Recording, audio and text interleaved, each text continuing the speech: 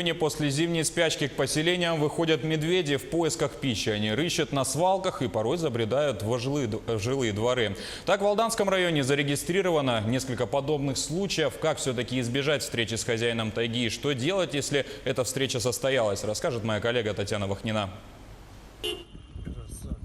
Эти кадры на мобильный телефон сняли жители Алдана, возвращавшиеся от устья реки Селигдар в город. Медведь с интересом рассматривает проезжающие машины. А это видео сделано в поселке Лебединый. Хозяин тайги забрел во двор в поисках провианта. Мишку привлек запах тлеющего мусора.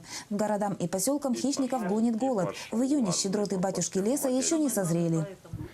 За июнь месяц официально письменных обращений было на сегодняшний день 3.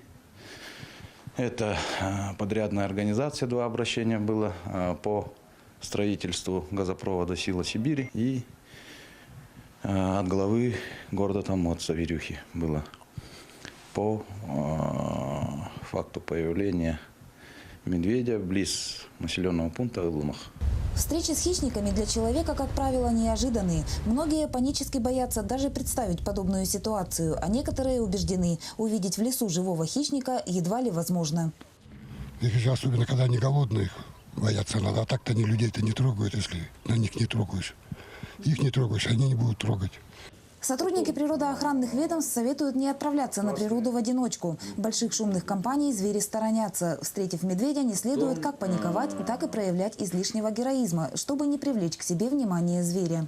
При встрече желательно не убегать, как бы потихонечку назад отходить, не отворачиваться от него. Ну и как бы если там будет какая-то добыча медведя, либо там туши павших животных, ни в коем случае не подходить. Представители Комитета охраны природы подчеркивают, огнестрельное оружие в качестве защиты можно использовать только в том случае, если хищник забрел во двор.